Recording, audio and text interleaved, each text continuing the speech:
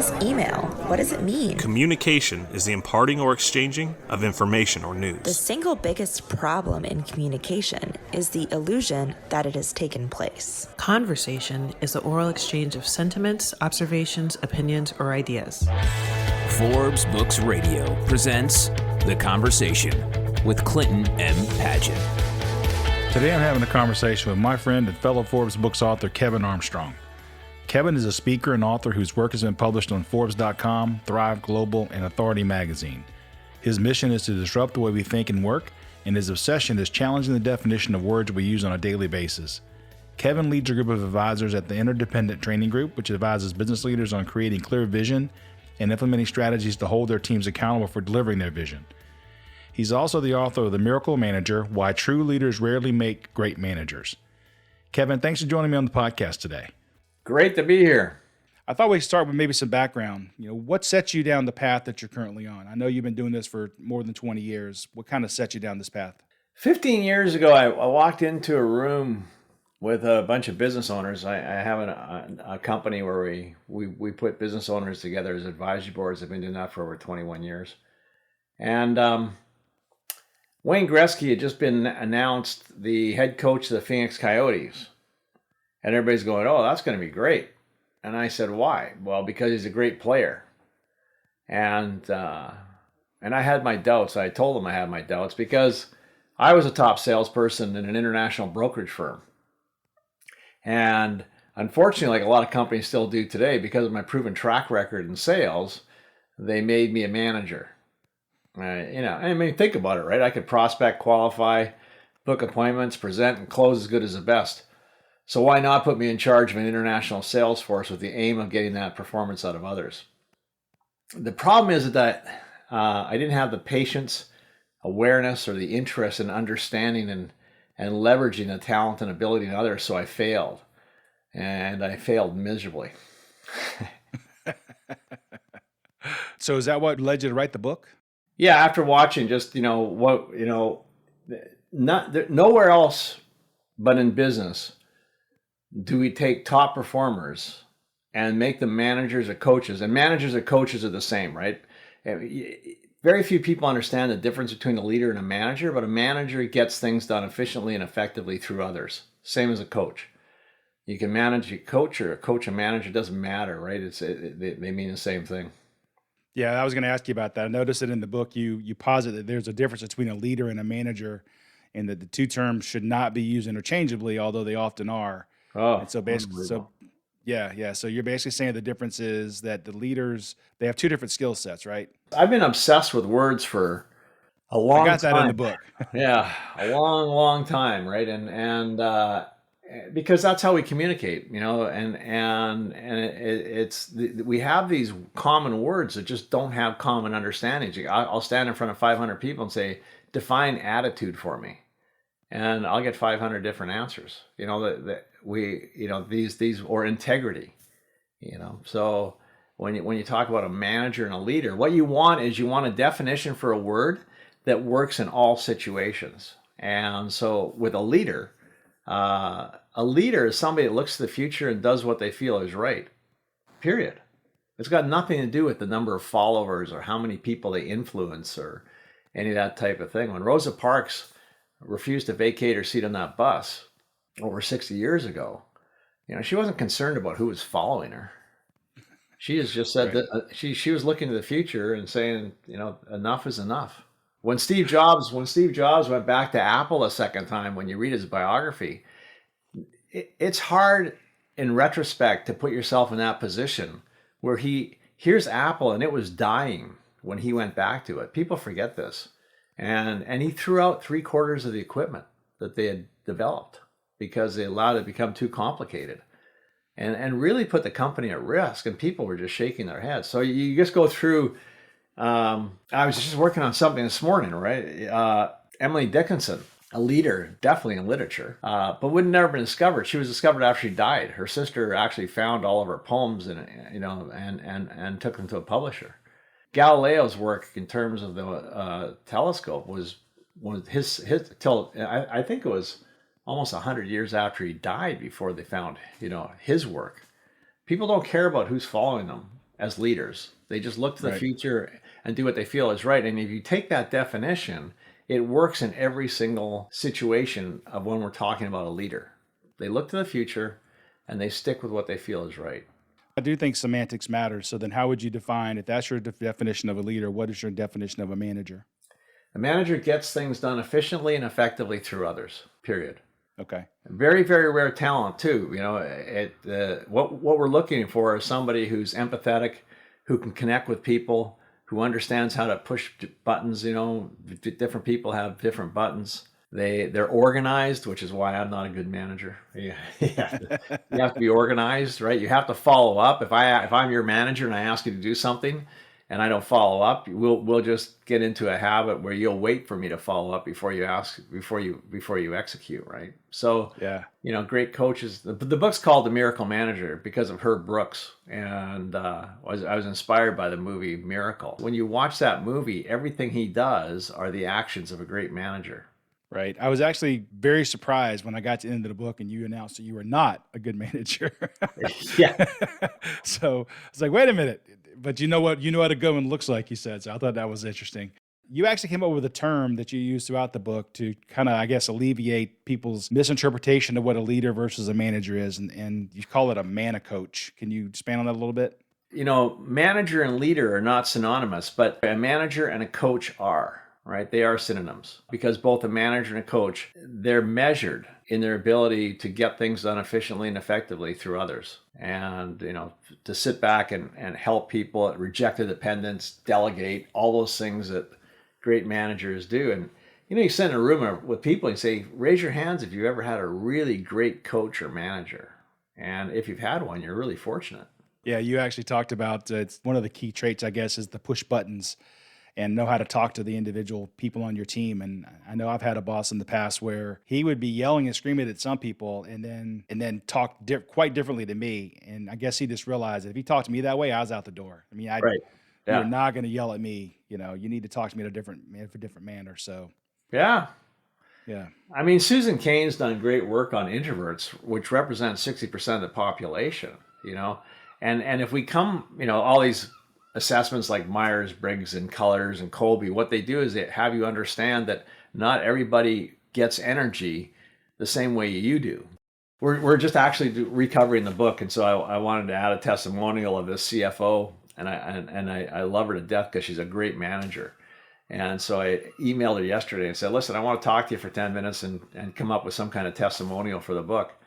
And she said, oh, I'm really busy this week. Maybe you want to choose somebody else, right? Because they just want to fly under the radar. They don't want their names in lights. They don't want to be recognized. They don't want, any of that type of stuff, right? That stuff makes them nervous. They just want to do their job. Yeah, for sure. You say in the book that a man-a-coach identifies and gets people to work on their strengths while disregarding their weaknesses. And I've seen that before where I think it was Tiger Woods was the story that I read about where he works on his strengths and not his weaknesses. And it was a bit counterintuitive to me that if that's the thing that you're not good at, why you wouldn't want to get that part better. But so why is it we don't work on our weaknesses? What's the importance of that? That's a good point. Like Wayne Gretzky would say that the reason he was so great at hockey was that his dad made him shoot from his weak side, right? And so when rain came down the ice, the defense didn't know whether he was going to go left or right. So when you talk about top performers, there's an argument that if it's critical for you to perform properly in your role, whatever that role is, and there's one or two things that are your weaknesses, you should work on. But in business, when I'm talking about managers, to have people work on their weaknesses, when you have people, we have a tool we work with EOS worldwide. It's called the Delegate and Elevate tool. And it's identifying those things you do that you love to do and you're great at, and those things that you hate to do and you're not good at. One's above the line and one's below the line. And the hate, not good at, you want to delegate so that you're not doing it anymore and keep yourself above that line. Give you an example. I'm an extroverted, people-oriented person. I did really well at sales. I love people. I love getting out there, and when someone said no to me, that was a challenge, right? I love to have my name in lights when I was a top salesperson and I was at the top of that queue. those are things that really gave me energy. And again, going back to let's say an introvert who likes a process introverted person who likes to look at a spreadsheet on Excel and gets so excited when they find out where something doesn't balance, or where they find the part of the software that was screwing everything up. The real process, call it geek kind of personality, who would rather snort rat poison than snort arsenic than go out and meet people. And I feel the same way about spreadsheets. So why would you sit me down and say, Kevin, you have to get good at spreadsheets? The top companies that I deal with who have top salespeople, it's really interesting as you sit down with the president of the company going, I'm going to fire this salesperson because they just don't get their stuff done in terms of their reporting and their expense reports and this paperwork. And I go, they're not paper people. They're not process people. Hire somebody for $20 an hour so you can let this person even go get more sales, and don't make them do that process oriented work. I'm at the point, and it happened, I was speaking in New Zealand last year, or the year before last now. Boy, I lost a year with this COVID, but Haven't we all? yeah. I was speaking in New Zealand, and there's another speaker, and he spent half of the talk talking about why you should work on your weaknesses, and I just wanted to go up and strangle him. It's like, that is just a total waste of time, Right. Why would you send a duck to eagle school?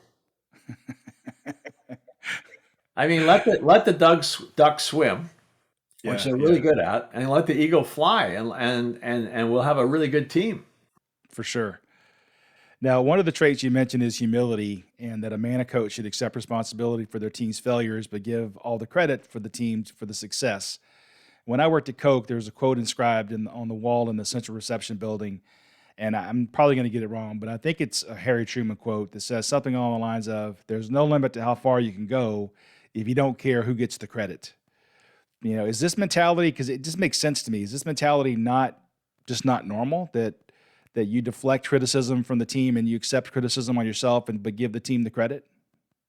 Well, it is for me because I got a big ego. I mean, and that's why I'm not a good manager. Great managers. In fact, I was just in a board meeting last week where the business owner said, actually she wasn't the business owner. She's actually the general manager. And she said, when someone takes credit for your idea, should you point that out, at least to the person who thinks it was their idea? And I said, what's funny is I was in an airport a few years ago, and this guy he was reading a book, and he had circled the title with a purple pen. And I said, why did you circle the title with a purple pen? A big felt pen, right?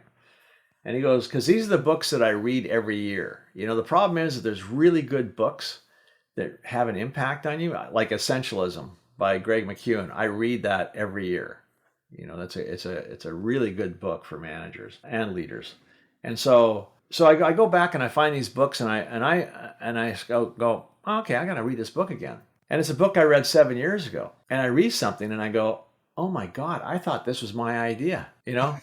What's funny is you have this stuff come into your head, but you don't footnote it. Your mind just can't do that, right? And then you start to tell people about it, and you tell enough people about it, and it sort of ingrains in your subconscious that this was your idea. So it's not like we don't all do it. We all take credit for other people's ideas, and there's nothing wrong with that. I mean, share the idea if it's great. And yeah, okay, so you forgot. What's the quote? Whether you think you can or whether you think you can't, I'll bet on you. That might be the quote. But it says that Henry Ford said it, and I also read where Churchill said it. So it's we don't know who the original person was that said it. So if you really want to go down that road, the long answer to your short question is, if you need to take credit for everything, you definitely are not on the road to being a great manager or a man coach. I'll keep that in mind then. Yeah. Another thing you say is that one of the key traits is persuasion, and it calls for 2 steps. What are the 2 steps? So in persuasion, the minute I learned this in sales, actually, from a mentor in sales. When somebody has an objection or doesn't agree with you, if you enter into the argument right away, you can actually watch their eyes. You can watch their brain. If you look into their eyes and see their brain, you can actually watch their brain shut down, because you basically have just kind of punched them in the forehead, right? In terms of not acknowledging how they feel or what they're doing. And I think that there's too much of that going on right now. You For know, sure. where I'm right, you're wrong, shut up. You know, so with persuasion, what we forget is to honor the other person's position. Whenever you look at anything where movies or any of this type of thing where somebody didn't agree at first, the best thing to do is say, hey, is to connect with them. And the best way to connect with somebody is to say, you know, I used to feel that way. Or I understand why you're saying that. And then give them all the reasons before they even get to back up their argument, back up the argument for them. And so now you've made this connection. The person doesn't feel like you're because the minute you start arguing, you know, how do you feel when I go, Clint, you're wrong? I start off with that, right? I mean, you can just see the person's back go straight up, right? It's like you're wrong. Instead of going, yeah, you know what, Clint, I used to feel that way. In fact, sometimes I still do. And I understand why you feel that way. I mean, look at all the reasons why you feel that way. But then some person came along and she said to me, hey, and she asked me this question. And I went, wow. You know, and so that's persuasion, is to first honor the position and then ask the question. Not a statement, but a question. If you want to get somebody on board, first honor their position and then ask a question. Yeah, I think for sure that's not happening today. No. That's definitely, it's more of the, I'm right, I know you're wrong. I'm going to surround myself with people who echo the fact that I'm right. And, you know, to me, you got to have a dialogue with somebody. You have to be able to, you have to go into it with an open mind and understand that you might be able to change your mind. I mean, I think it's a key concept that we're missing today in the universe, unfortunately. So you have a story about Steve Jobs in the book as an example of someone who is generally accepted as a visionary leader, but someone that probably would never have been accused of having or displaying much empathy, which is another one of the key traits of the man coach. And it was ironic for me because one of the people I interviewed recently for the podcast is Sherry Turkle from MIT, who has a new book out called The Empathy Diaries. And one of the anecdotes she relates is the time she was asked to host a dinner party for some key MIT folks and Steve Jobs. And she knew that Jobs was a vegetarian and had built the menu to basically accommodate that fact. Well, apparently he showed up late to the dinner, informed Sherry this wasn't, quote, the right kind of vegetarian, end quote, and left pretty quickly. So I think your lack of empathy has just been proven. Well, that's good to hear. I'll have to remember that story. I'll have to give her a call and find out more about that. But I mean, yeah, anybody you talk to, Steve Jobs is such a perfect example because he's current, even though he's passed away with Apple, right? He's current. And anybody who has worked with him, who has worked with somebody who has worked with him, who has worked with somebody who has worked with him, has heard the stories that he was just horrible, you know, in terms of connecting with people and understanding people. I mean, just so many stories you can go through, right? So yeah, he's a perfect example. Yeah. Now, you mentioned this earlier as well, but in order to be a man coach, you have to be able to connect with people. And, you know, what's so important about that, being able to connect with people? I'm not a good person at connecting with people. One, there's people that have a force to them. It's that extroverted, results-oriented personality that just let's stick to the game here, right? Just give me the facts kind of personality. And you're quiet, you know, and you walk around and you don't understand that you intimidate people just from your energy and the force you're around by how aggressive you are, you know, and right. This is something that I've become self-aware of in the last few years and I'm working on, because I know people like a friend of mine who founded Time on My Side and is a great coach. Who else like that? That was Nicholas Economo and others who just instantly walk in the room and they're just kind of easygoing and they're curious and you just want to talk to them. You're kind of like that, you know? So, you know, you first of all, there's that part of it where you have to become self-aware in terms of how you're presenting yourself, and you can actually be intimidating people without even knowing it. That's hard to connect with people when you're like that. Right. And so there's a self-awareness of being more curious, asking questions. And then there's the whole positive thing. You know, we focus on, as managers, we have to get performance out of others. So we're always looking at what they did wrong. and that's a great example when in terms of connecting with people. You look at a person who did something wrong, you can go up and say, hey, you screwed up, jeepers, look at what this is going to cost the company. Let me tell you what you did wrong and make sure you follow this process moving forward and it won't happen again. So I feel like I've done a great job in terms of educating this person, even though they're walking away going, boy, that was a bad experience.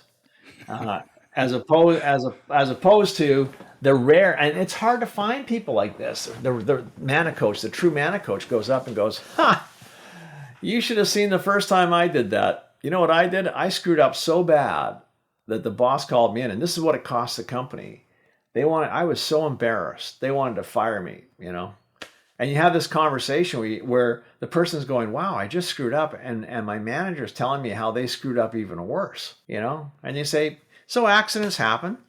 It's good that you tried to do this. Here's what you might want to think about when you do it next time. That's all, So you have these two different personalities and one can connect and one can't. Sometimes you just can't connect just because of the energy you give off, and so you have to become self-aware, right? What do you give off when you walk into it? What are the micro messages that you give off?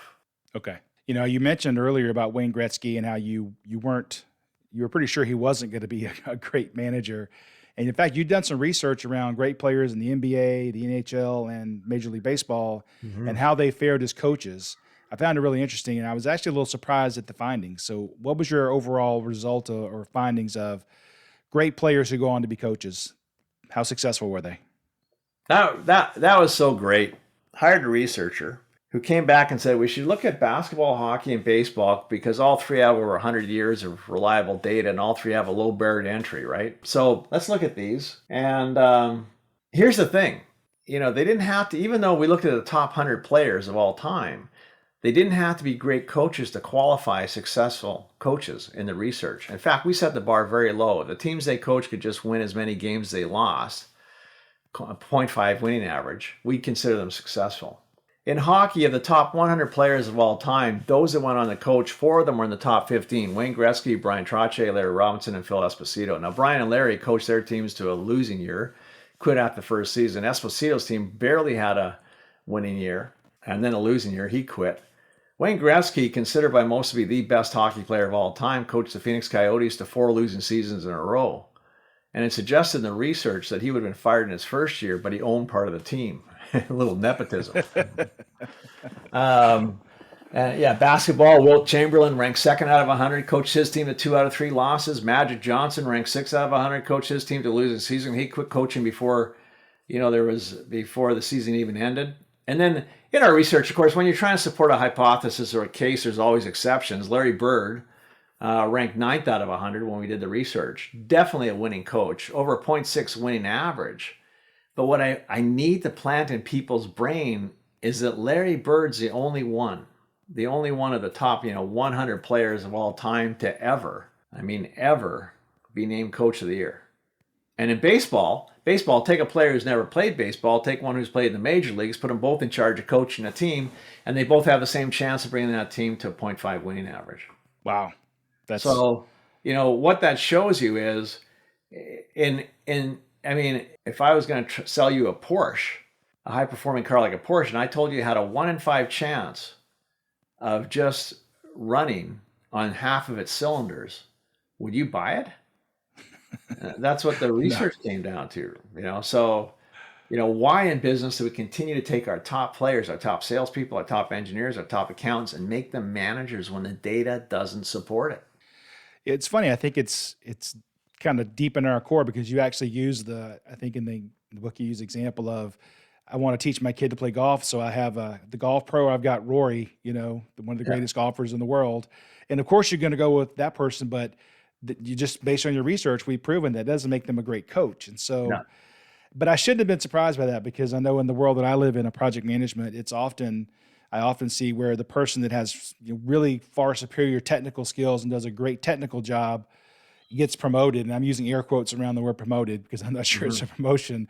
They get elevated to be the project manager on a project. And they often struggle because that's not their skill set. Their skill set is doing the technical work, and they struggle to be the manager of that project. And so I guess I shouldn't have been surprised, although I'd probably fall into the same trap of having Roy teach my kid as opposed to somebody else. Well, and it makes sense. It's bragging rights, right? Tiger Woods taught my kid how to golf. Well, that's great, but who am I thinking about? Blink. Who wrote the book? Malcolm Gladwell. And I'm not sure if it's the book Blink. I mean, he's done such great work. But he does talk about Andre Agassi, right? And Agassi, in terms of people would ask him, how do you put such great topspin on your balls? And he goes, it's just the way I shift my wrist just before I hit the ball. So you have coaches around the world taking these poor kids and going, okay, just turn your wrist a little bit just before you hit the ball. And it's not working, So then they came up with video where they could get it down to a digital frame of a millisecond. And they saw, without a doubt, that Agassi didn't roll his wrist till after he hit the ball. Right? So these people who are really good at what they do sometimes don't know what they do. And Gladwell does a great job of just going through the research and showing you that example after example, that just because I'm really good at it doesn't mean I can teach it or I can coach it or I can manage it.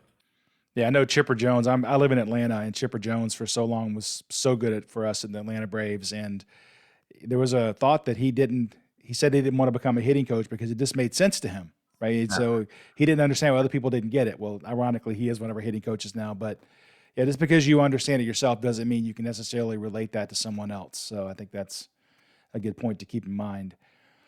We talked about semantics, and another one of the words you talk a lot about in the book is the word culture. So how, and I know it's a bit of a loaded question because you talk a lot about it, but what is culture for you? Well, that was a word I had a real problem with for a long time. I read books because I couldn't get a definition that really made sense to me. And I was at Royal Roads University, 12 years ago, and there's a PhD guy talking on leadership. So I raised my hand. He used the word culture. So I raised my hand. I said, could you do me a favor? Could you give me a one-sentence definition of culture?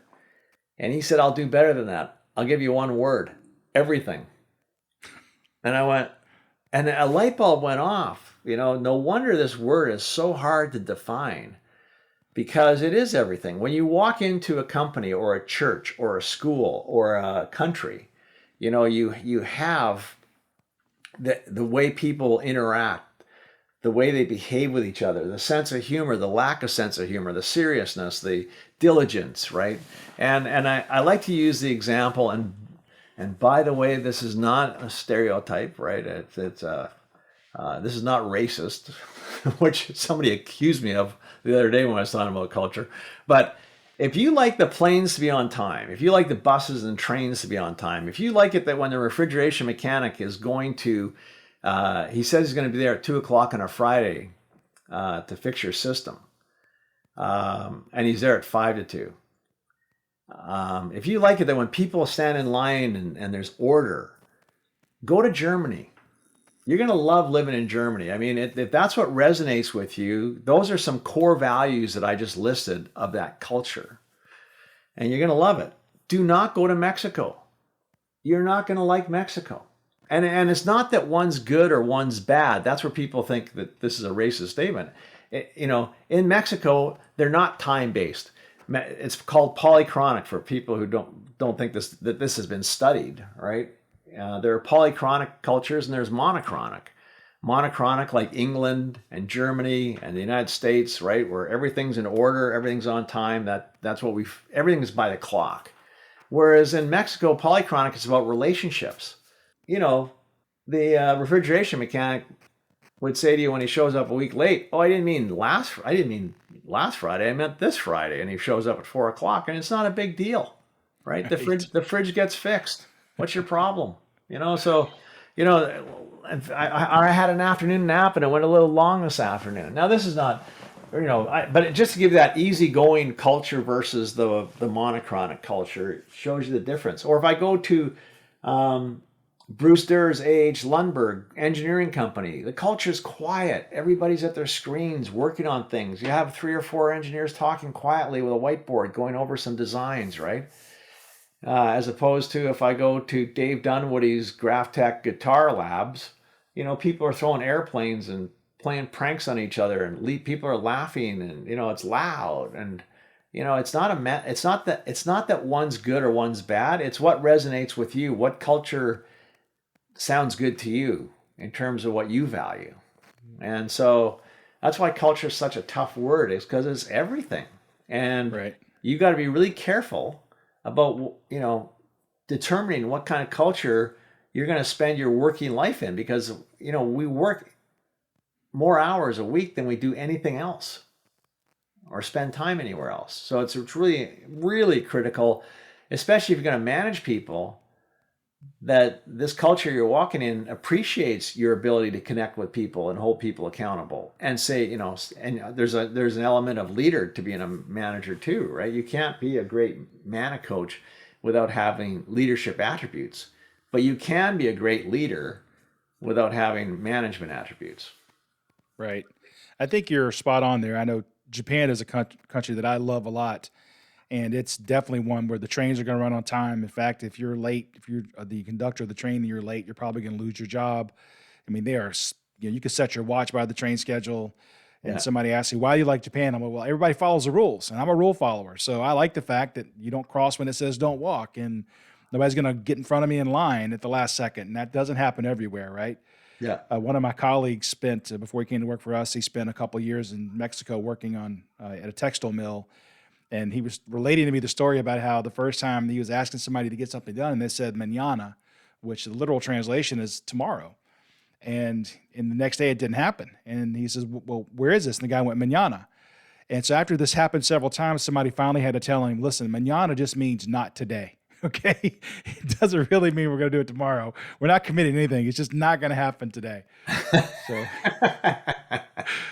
So I think you have to understand the semantics, and also so I enjoy both cultures, right? I love going to Mexico to relax, but if I'm business related, I like the Japanese culture of, I know for a fact the train's going to be here exactly at 12:02, not 12:01, not 12:03, but 12:02. And, so you do have to, I think it does help to have culture that resonates with, kind of your core values, as you said.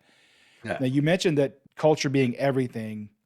And I was really wondering, because somebody asked me this question the other day about culture, and I said, well, culture it's kind of what happens when the Zoom camera goes off, right?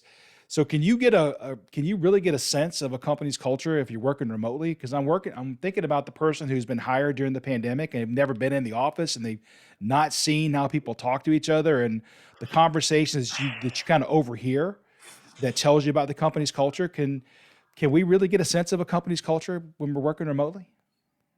And there's the $1 million question. And I don't have an answer for you. I mean, I've asked that question. I've been discussing that question with business owners and management teams for the last month or so, 6 months or so, I guess. It's a really interesting question. EOS Worldwide, I started with them 10 years ago in 2011. There was just Gino Wickman and, Mike Payton, and 14 other people that were in this room. And we had to come to Detroit 4 times a year. And we would have small groups that we meet with weekly. And it was a heck of a culture. And that culture is solid. And even the people at head office work remotely. There is no head office. So now there's 450 implementers all over the world. You can go to Detroit, Denver, Tampa Bay, Dallas, Sydney, Australia, London, England for your meetings. And the culture is alive and well, but I have seen it kind of fragment or fracture in the last year because we haven't come together live. So there's a company that was built, a culture was built remotely, but we still came together on a regular basis, even though it was quarterly, for a couple of days to hang out. I'm feeling the answer to that question is no. I don't think, imagine trying to say in your family that you can have a family culture if you guys just all met in Zoom. You met with your kids and you met with your grandkids from this point forward on a computer screen. Could you maintain your culture? And so that's a really good question, Clint. I don't have the answer, but I'm leaning on I don't think so. And I think it's quite dangerous to think that you can. I got no data to back that. Yeah, I'm the same. I don't have the data to back it up, but just my gut tells me you're right. Because to me, culture is everything, and it's the way that I think in the book you talk about. It's the smell, it's the feel, it's everything. All the senses engaged, and clearly on a Zoom call, you're not engaging all your senses, right? I think culture, as I said, is what happens when the camera goes off. Because if I'm a new person at a company, I learn so much by overhearing my colleagues talk about how they handle situations. I'm not even a part of that conversation, but I overhear it, right? I see how the bosses actually work, right? Not what they say, but how they really work. And I think all that goes to making up culture. So I do think it's going to be, if not impossible, really difficult to have culture, to understand culture and keep your culture when it's all remote. Maybe if you had, like you said, a strong culture in the beginning, where then maybe you can maintain it. But I don't think that a new employee is going to get a sense of the culture of the company just by having a Zoom call and you tell them, here's my vision statement, here's our company's, motto. It's not your culture. No, and for the past year, we've all been challenged. I have a Zoom room here with the whiteboard and, pretty high tech room where it's just like I'm in the session room. But the fact is I'm not in the session room. I can't see a person looking at their cell phone, even though they can, right now I'm looking at you, but you don't know if I have my cell phone below the table or not, right? Whereas in a meeting room, you do. Right. The conversations that go on at break and at lunch break, where we just cut now and come back, after the break, all these micro messages, eye contact. A lot of people, even good speakers, don't look at the camera when they're speaking on Zoom, right? So you can't read it. You just can't read what's going on in a room with people. And I don't care how good Zoom, and Zoom is good. I mean, what they've done in the past year for these meetings is incredible, but you still can't get the micro messages that people are giving off. No, I'm a big fan of Zoom as well, because I can't imagine how we'd have survived this without it in the last 18 months. But it's not the same as being in the room because of all, like you said, the micromanages, the body language, like you were saying. I think you're taking notes, but you're really playing Candy Crush on your phone because I can't see below your profile, right? Right. And that's if you have your camera turned on. Most people now turn it off, so I'm not even sure if you're present. You might be somewhere else completely, and I don't even know it because your profile picture is still up on the screen. Yeah. And there is the tapping of the feet that you don't see, and the twiddling of the thumbs, and all the other things that are happening that your brain just absorbs. You don't even know you're doing it. You just know that person's bored or they're irritated, and that's just not coming across really on the Zoom calls as much as it would be face to face. So I do think that people ask me all the time do we have to go back to the office if we can do this all through Zoom? And I just don't think that's the case. No, I think there's so much we pick up, especially when you're talking about collaborative work, that has to happen when you're face to face and you can see. And you actually touched on it. One of the things that I talk about all the time is think about the organic conversations that happen on the way to get a cup of coffee when you bump into somebody in the hallway, right? And it doesn't have to be about business. It could be about, hey, what did you do this weekend? And before you know it, somebody says something that sparks an idea that's going to help you on a project you're working on. And that conversation never happens on Zoom because as soon as the break is on, I'm taking my headset off, going to get coffee in my kitchen. You're doing the same thing in your kitchen. We're not bumping into each other serendipitously, which is definitely another drawback to the electronic means of doing things. So, yeah, huge. Well, that concludes part one of my conversation with Kevin Armstrong, speaker, disruptor, leader of the Interdependent Training Group, and author of The Miracle Manager. Coming up in part two, we'll discuss the 2 key rules of attitude. If I want you to take away anything from this podcast, it's the 2 rules of attitude. Number 1, you cannot change another person's attitude. They can only change it. You can create the environment. You can let them know that it's not working, but you cannot change another person's attitude. Rule number 2, the closer the person is to you, or the more important they are to you, the more you want to ignore rule number 1. Thanks for listening to The Conversation with Clinton M. Padgett. To find out more about Clint, go to projectsuccess.com or pick up Clint's book, The Project Success Method, at Amazon.com. This has been a production of Forbes Books Radio.